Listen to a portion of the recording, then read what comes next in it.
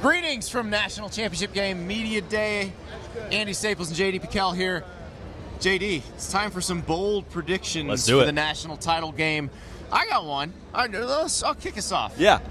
Michigan will have a 150-yard rusher. Ooh. And it'll probably be Blake Corum, but maybe it's the Donovan Edwards breakout game. We haven't seen him have that huge game this season, but maybe this is it. I just feel like Michigan's offensive line against Washington's interior and front seven, I think they have a chance to move them a little bit and move them earlier than they moved Alabama. And we saw Donovan Edwards in the Ohio State game last year. Mm-hmm. Dude likes the big stage. Yes. So if there were to be a stage that were to be big, it would be the biggest in the sport that is the national title game.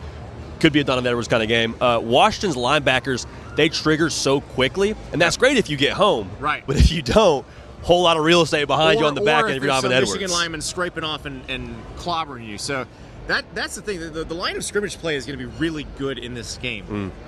I think Washington's defensive line is probably the group that has the most work ahead of it. But like the Michigan D-line against the Washington O-line is going to be an incredible matchup. That was one of the things we talked about in Atlanta, kind of trying to get a picture for who could be in the college football playoff. Washington had punched their ticket. They're not last year's TCU. They're much better up front. They're better at quarterback. They're better at wide receiver. And we talked about that even during the week. So, like you said, line of scrimmage will be must-see television, box office in every sense of the word. All right, you got a bold one? I got a bold one. Let's stay with on the offense side of the football. I think Michael Penix Jr. gets rid of the ball quickly in this game. Mm-hmm. They know that Michigan rush defense was phenomenal last week, getting after Jalen McMillan to the tune of 6 sacks. I think he gets sacked a total of 0 times. Wow. 0 times. 0. We're calling our shot there a little bit. Well, okay. And here's the thing. If you're Michigan and you know how quickly he gets rid of the ball, do you say, we're going to drop a bunch and just try to cover these guys, which is its own set of challenges, because it is really pick your poison with Washington, because if you give him time, one of those receivers is going to get open, and then he can get it to him. But if you send resources at him, that's fewer guys in coverage, and then he can hit you for a very big play. I'm curious how much cushion they give him pre-snap, because you got Josh Wallace, Will Johnson, 2 corners that like to mix it up, like to be physical, but it's a different kind of physical when you're up against Rome Odunze and Jalen McMillan and Jalen Polk. So that battle, how they treat them early, I think is going to tell us a lot. I cannot wait. All right, let me give you another one. J.J. McCarthy will be the MVP. Ooh, I like it. I like it. This is one that, all the stats we saw and everybody's like, I want to see the J.J. McCarthy from the first 9 games. Well, guess what? They played worse teams in the first 9 games, and then he was dinged up. I thought you saw when they absolutely had to have it against Alabama, when they're sitting there at 4th and 2 on their own 33-yard line.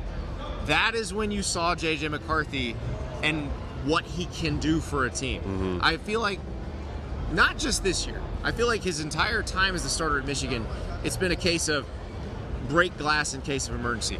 We don't use JJ's full abilities unless we need them. Yeah. And I think you saw it in the Ohio State game in 2022, where he had to throw to keep them in the game early until the running game came around. But also against Alabama, when they weren't running the ball particularly effectively with the backs, he had a big run that last drive of regulation that really kept them going. The teams have to worry about. And, I mean, watching him today, he looks just the epitome of comfortable. He looks like he's confident. They've been in a stage not of this magnitude, but being in the college football playoff multiple times now. I think he's poised for the moment. Other part of that, with what Jim Harbaugh says about him, like, he's seen a lot of really good quarterbacks. And the way that he speaks about J.J. McCarthy, there's some thought of, okay, where are you just giving kind of your guy praise to, bump his confidence up? And someone asked him that today during media days, and he's like, no, what I'm saying about him is right in the strike zone. I'm saying exactly what I believe is true about J.J. McCarthy. So I think that prediction is a great one. So you got another one for us? Got another one for us, kind of in tandem with, I think, your prediction. Okay. With Michigan, I think with the liability that Washington secondary could be, and heck, with the kind of clip they might have to score at, I'm going to take Michigan to have a 100-plus yard receiver, whether it's Colston Loveland or Roman Wilson. I think those are my 2 prime candidates. I think Roman Wilson would be my choice on this one. I think you could see that. And look, they played against an incredible secondary in Alabama. Yeah.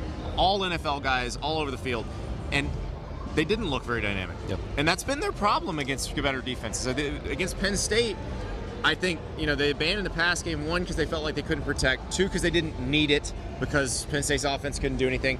But when they play good defenses, the receivers don't look that dynamic. I do think against Washington secondary, they might look a little bit better. And they might have to commit some extra resources, like you mentioned, to try and, stack the box a little bit to try and stop Blake Corum, Donovan Edwards, and heck, J.J. McCarthy if he gets in the mix. So if there's some real estate on the back end, we know J.J. McCarthy can deliver the mail. So that could kind of be right in tandem. We might both hit on that one. I'll give you another one. Here's another bold prediction. I love it. Michael Penix Jr. will be a first-round draft pick. Ooh, I like it. And that's one that if you watch him play and you don't follow a lot of the draft media, you're probably like, well, of course he is. Like, who throws like that? But the narrative on him has been the medicals will be very bad. I mean, he had 3 season-ending injuries in Indiana, 2 knees, 1 shoulder, and it's just you wonder, will he hold up at that level? But tell me who in college football throws the football like this. Tell me who is going to be in the draft class who can place the ball as accurately as Michael Penix, who can throw with touch, who can throw deep, who can throw short, who can throw intermediate. Like, there's nobody like this. He is a unicorn in every single sense, and that's going to be crucial in this game, placing the ball in that tight physical coverage from Michigan. I mean, I think if you're looking for a stage to make your case to the NFL, like, a lot of eyeballs on this game, this is the one to do it. I think I don't know if you have another bold prediction. One more for us. Okay, let me. You go with yours, and I have one more too. Okay, I'm getting warmed up for it. Get loose. Last bold prediction here. I don't think we see a spot where either team is playing catch-up, meaning I don't think we see a 10-point margin. Seesaw. I think we're back and forth all the way through this thing, and it's right down to the very end. My final score, I got a 3-point margin of victory at the very end of this thing. Dovetails into what I was going to say. Take the over. Yes. I think this could be a shootout a la the Georgia-Oklahoma Rose Bowl. A similar situation where, if you remember that game, Georgia was destroying Oklahoma on the ground. They were averaging something like 9-10 yards a carry in the first half. But Georgia couldn't stop Oklahoma's offense. Baker Mayfield was picking them apart. And then they kept on scoring. Now, obviously, that game went into double overtime, so it was a pretty high-scoring game. But I could see where Michigan, even though they want to control tempo, if they get really rolling on the ground, they actually may be able to score fairly quickly. Yeah. And then Washington comes back and they attack you vertically. They score quickly. And it's interesting because Washington's not a big tempo team. No. Like, they're not trying to gas you. They're not trying to do it stylistically. But do you attack vertically and succeed, and then you just score? Now, one thing that I thought was interesting, Nick Saban said this week, where he said he wished they'd gone more tempo against Michigan. Where he felt like they let them control the tempo of the game. If you're Ryan Grubb in Washington, do you look at that and go, you know what? We could tempo them a little. It's something they haven't seen, but it's something we can do, because obviously, like, every team's got a 2-minute offense. Right. So they could jump into that if they wanted to. And I think you said it perfectly. Like, what Washington has been the last 2 weeks, the last 2 major games for them against Texas, and then the week before, I guess the game before, rather, not week before, a month before, against Oregon, 36 minutes and 37 minutes respectively in time of possession. Like, they will control the game. And then, like you were saying too, my question then is, who has the most gas in the tank if it becomes a shootout? Because you would think in a shootout kind of game, just your mind goes to, okay, Washington, kind of this aerial attack team, they got the quarterback. Do you have more, juice on the ground running the football? What does that look like? So I think that's going to be the style of that fight will be fascinating to watch. Oh yeah, and I am curious. We don't know what Dylan Johnson is going to be in this game. We saw him go out at the end of the Sugar Bowl. It's hard to imagine him being 100%. So what does Washington do in terms of getting yards on the ground? You did see in the late third and the fourth quarter them using Michael Penix more, where he was pulling on his own reads. I could see him doing that. This is an all or nothing situation. Like, you gotta keep moving the ball. You gotta keep moving the sticks. So I do think we're going to see Michael Penix use his legs quite a bit. And that's another reason why I brought up the first round draft pick thing. I think people are going to get the whole picture of what he can do. And that's kind of who he was early in his career at Indiana. Yes. Before all those injuries, like, he was a very real dual-threat quarterback. Could throw it pretty well, but we've seen kind of the inverse of that as he's matured and gotten further and further in his career as a quarterback. And I was talking to somebody at Michigan today during this whole just scrum, said, how's your body feel? I was like, dude, we got one game. He's like, we got one game. Yeah. We're going to, nobody's 100% in this game. We're going to find a way to get it done and to finish through the finish line here. And so I thought that was telling. Probably true for both sides. Nobody has all the gas in the tank, much less a guy like Dylan Johnson. Yeah. So they're going to just push through and finish through for 4 more quarters. I cannot wait. This is going to be a fantastic game. This is such a good clash of styles. Neither defense has seen this level of offense that they're going to see. I can't wait. I'm going to interview Ben. Are you a good boy? Are you a very good boy? Do you favor Washington because they're dogs? Or is it more like a dog thing? Like Michigan's got dogs on their O-line. You like those guys? I'm getting the tail here. I don't know what this means.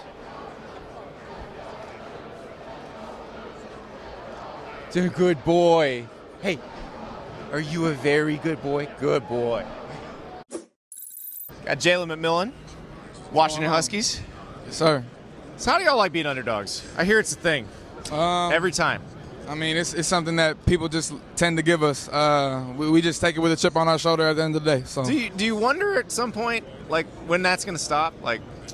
Nah, not really. I mean, it happens everywhere. We're just a band of brothers that just want to win. So. And you guys have, obviously you've brought in transfers and they've helped too, but there's so much homegrown talent here, and you guys have been through a lot. You've been through, coaching changes and all that. How much did that bond you? Tremendously. I mean, just that whole 4-8 season. I think that's really one of the keys to our success nowadays, just being able to experience that and never want to experience that again. And how did you come out of that? I know, Roger was telling me when Kalen DeBoer got there, he said, we're going to make this place special. But when you're coming out of 4-8, how do you make everybody believe that? I don't think you can make anybody believe anything. I mean, I think it goes with our guys and just how they've been raised and what they stand for. I think they made a decision to believe that we're going to win a national championship. And this receiving core, when you have this much talent in the room, I mean, you got guys that don't play that much that would be the number one receiver on some teams in college football. How intense is practice? How hard do you guys play against each other in the off season? I mean, practice is as intense as you could get. We always have a competition during practice to see who could make the greatest play or practice the best. And it goes for all the fall camp. Is there a tote board? Is there a scoreboard? Yeah, there's like for fall camp we have like a list of who has the most explosives, drops. The statistics go on. But, But who has the most? Like, I had the best play today. Like who had the most of that this year? I mean, I think it's pretty equally distributed, throughout the whole group. We all make plays. I was gonna say it's a tough group to parse because you got so many guys that can make plays. Right. But you've also got the guy who can get you the ball. When he shows up, what is it? What do you think the first time you catch a ball from Michael Penix Jr.? Wow. Like, whoa, great ball, Mike. I mean, he's special. Yeah, he's special. People always talk about the lefty spin on the ball. Does it take some getting used to, or is it? Not with Mike. I mean, his ball is so catchable to where, like, he can throw it anywhere and you can just close your eyes and catch it. That's the part I don't get, like, because a lot of guys you see, they can throw with touch and it looks like it's fairly easy to catch, but then they'll throw a heater and it looks like it'd be hard. But every ball he throws looks like it just sort of settles in your hands. Mm-hmm. How does he do that? I think it's just our work. We have a lot of off-season workouts behind us, and he always calls us every day. Yeah, we'll throw the ball together. So just doing that. And the line you got blocking for you guys, it seems like they're finally getting the appreciation they deserve. They won the Joe Moore Award, but did you guys know all season that this was a pretty special group? Yeah, I mean, Coach Grubb has pushed them to be the best of themselves, and they've been through a lot of adversity, and so. We know what they're fighting for. So I mentioned the underdog thing before, and I know that's something that you guys talk about internally. But how do you handle that? How do you turn that and channel it into something positive? I mean, we tend to not really worry about that. I mean, if you call us underdogs, we're going to use it to our advantage and put a chip on our shoulder. But that's about it. We can't really dwell on that. Yeah. So when you look at this Michigan defense, what do you see? Just a well-sound defense that's coached well. You know, they're aggressive and they make plays. So what would it mean if y'all win this thing and you're holding the trophy and all that confetti's falling? Yeah, Have you pictured that moment yet? Yeah, I see it right now. And, I mean, we've been working for it forever, and just being able to experience it, it would last a lifetime. All right, Jalen, appreciate it. Thank you, sir. Thank you. All right, Josaiah Stewart, welcome to Houston for the national title game. Sir. You've had quite a journey, Massachusetts to Conway, South Carolina to Ann Arbor, Michigan. Yeah, Can you believe you're here? honestly, yeah, because I mean, I always felt, you know, I could be here at some point. I feel like, you know, I could play at this level. I mean, but now that I'm here, you know, I'm happy to be here and I'm happy to be on this stage. Could you, bring that a little closer. Yeah, there you go. Perfect. So when you were making this, you had a great career at Coastal Carolina. You go in the portal and you're looking for a different opportunity. What was it about Michigan that stuck out to you? Just winning. You know, they're a winning program. They have a history of winning the past couple of years, and I just seen that, and I was intrigued by it. Obviously, Mikey being here helped a little bit, and he gave me a good pitch. Yeah. And I mean, I believed him. He said we have opportunity to play in the national championship, Yep. and we're here now. So we were talking about it as we were walking up. So Mikey Samerstill, who's your teammate here at Michigan, Isaiah Likely, who was your teammate at Coastal, who's plays for the Baltimore Ravens now. Y'all all played together at the same high school in Massachusetts. What was that like? How good was this team? What we're talking about? No, we were pretty good. I mean, the year before that, I was in 8th grade. They had won the state championship, and then my freshman year, they had won it back to back. So I mean, we were pretty good. I mean, and they're the same players they are now. You know, the same character, the same leaders that they were now. So I'm sure everybody's asked you about this week. Can you take us through the last play of the Rose Bowl? What did you see on that play?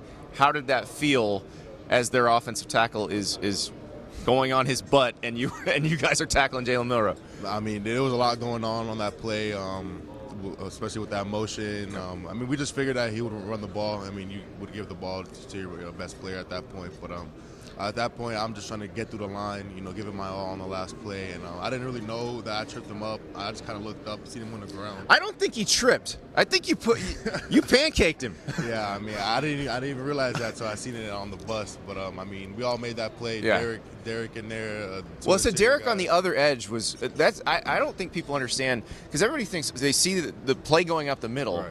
and obviously Mason and Grant did a great job on that play, but the edges were incredible because Derek is squeezing down with two guys trying to block him, and he gets in there, and you knock the right tackle into the play. Like when that moment happens and Milroe's on the ground, what was the feeling? I mean, amazing, because, you know, as a defense, you don't want a team to gain a yard, and when you can do that, especially in moments like those, it's a great feeling. Yeah. I mean, you know, we put in the work for that all year, so, I mean, it feels great. So you're new to this team. When you get there in the spring and you're playing against this offensive line, playing with these other defensive linemen, did you realize how special this group could be? Or the moment I walked through the door, I mean, it was a serious, you know, vibe in there. Like you knew the intent of this team was to win a national championship and play in this game. So I mean, I believed it from the jump. What do you guys have to do to take that one last step? I mean, this is that last step. I mean, we just got to go give it our all. 4 quarters, man. Everything we got. I mean, we worked all season for this, man. So we just got to do it. Is it fun when you're playing? Like, 'cause you guys haven't seen an offense like Washington's. You haven't seen a quarterback like Penix yet. Is it fun knowing that there's a new challenge on the horizon? Oh, for sure. I mean, as a defense like ours, I mean, we love being challenged. I mean, we treat every team the same, no matter who they have on their team. But I mean, it's gonna be a fun challenge. Are they one of those teams? I would imagine you turn on the film, their tackles are pretty good. Penix obviously gets rid of the ball so quickly. Like, do you look at that and go, okay, we got to get there fast? I mean, we just got to stick with our game plan, you know, play team defense. I mean, team defense is going to win us this game. Yeah. I want to ask you about Mikey because we've had him on the show, and he took us through, like, the breaking up the pass in the Ohio State game last year and all that. But Mikey is, what, 180 pounds soaking wet? About $180, yeah. Okay. $185. When he hit Travion Henderson so hard a couple times in the Ohio State game this year, and you thought, how does he do that? So has he always been like that, where he's not a big guy, but just cleans people's clocks? I mean, he's always played hard. I mean, ever since I met him. But I never seen him as a tackler like that. I don't know where that came from. Maybe it was just the game. That's at Michigan development. Yeah, that's what that is. Yeah, that's one of those you see like you stand up at the press box and go, ooh, like, something you don't expect. But I mean, he got him. So what is the strength program like when you get to Michigan? Because Kenneth Grant was telling us about this last week. Like, they do a lot of balance stuff. They're obviously trying to make you bigger and stronger too, but it feels like there's a lot of whole athlete going on there. For sure. I mean, Coach Herb does a great job, with his staff, getting us right strength-wise, and then we work those small muscles, ankle mobility, things like that, your neck especially, and we always get in our running in. So I mean, he does a good job splitting it up. Was there something that when you got there and they put you in there and they said, and you were like, okay, well, what are we doing here? How does this work? No, for sure. There was a bit of a learning curve at What first. What was the one that was like, okay, this might take a minute for me to master here? Was getting my shoes right. So like every time you take off your shoes, you need to put them in a certain order. Oh. And like every time, so like they have to be aligned perfectly. Sometimes I just have it just a little bit too tilted, and that's not good enough. So just getting used to that. It's like joining the Marines. Hell yeah. All right. Well, Josiah, thank you so much. Appreciate you. Thank you. That was awesome.